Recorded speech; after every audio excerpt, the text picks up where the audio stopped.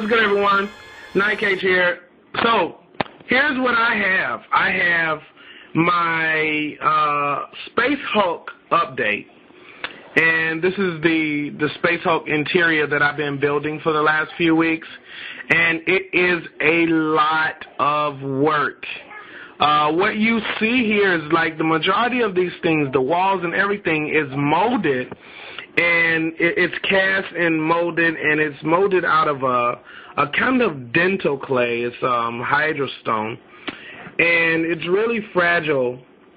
I purchased it off the internet, and all in all, I've spent about $245 trying to get everything. And I have to say, it's kind of crazy because a lot of the pieces, like I have a bunch of individual pieces. For example, the floor here, these tiles are all individual tiles that we had to lay down. And they had to be configured. Now, one of the things that I noticed was that this thing has to be as detailed as it is. As you can see, it had to be configured. I had to configure it for a 40K scale. The game that the developers made for this particular ship was a much, much smaller scale. So the rooms are actually like this size. And just to show you, a Terminator could barely fit into a room this size. So, I mean, you can get a Terminator in there, but when you're talking about trying to fight, or, you know, in something like this, you're going to be, you know, pretty much moving around with one model.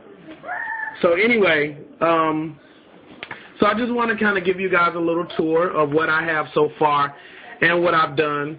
So this is the plasma room. So I have two plasma conduits here and here, and the third one is over here, so you can get a chance to see. And these are the walls. This is Squad. This is Sergeant Thorax here, investigating the plasma room with Craven and Gimli, and they're just checking things out. So yeah, this is it. This is the blast door. Really realistic looking door. This is the blast door behind Sergeant Thorax. And over here is a big surprise, the big surprise that I was telling you about. It ain't there if you're watching. This is the surprise that I have for you, and it's going to be an even greater surprise when you see him on Sunday on the battlefield. This is Sanguinary Priest Edict. So wanted to surprise you. This guy, I'm scaling him, I'm getting him painted and getting him prepared for the upcoming battle. He's going to be deploying with my squad, and so this is going to be my first company Sanguinary Priest in Terminator armor.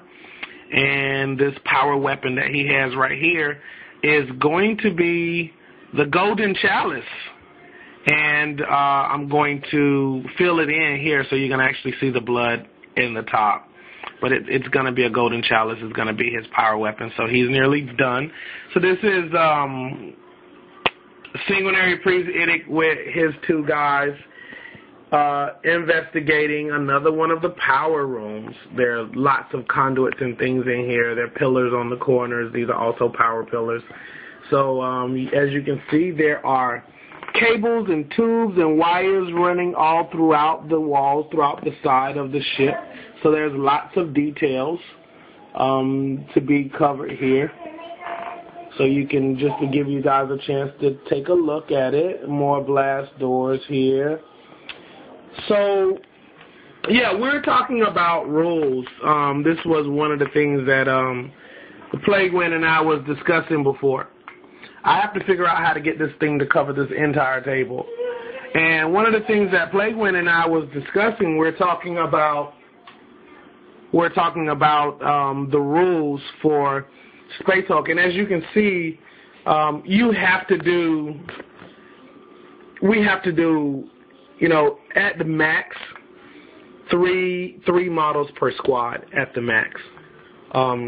to cover the, these types of rooms are really small. So if we put 3 gene stealers in this room, you probably can't even get 2 gene stealers right down this corridor right here. The other thing we got to consider is the hallways. I don't have any hallways just yet, but I will have hallways and I will have smaller rooms. So what I've done is I've made boards like these, for example, boards that are like smaller. So these can be smaller rooms, or they can be fitted together to be hallways. So I can change the configuration. One thing that I'm not going to do in the directions, when I got the directions, it's encouraging me to glue these things down. I'm not going to glue it down because I want to have the flexibility of being able to change the configuration of the ship every time I play. So I'm gonna just fill it out and just configure it the way that I want to configure it, and that way it'll keep things fresh and stop things from being redundant, and we can make the ship look like we want it to look.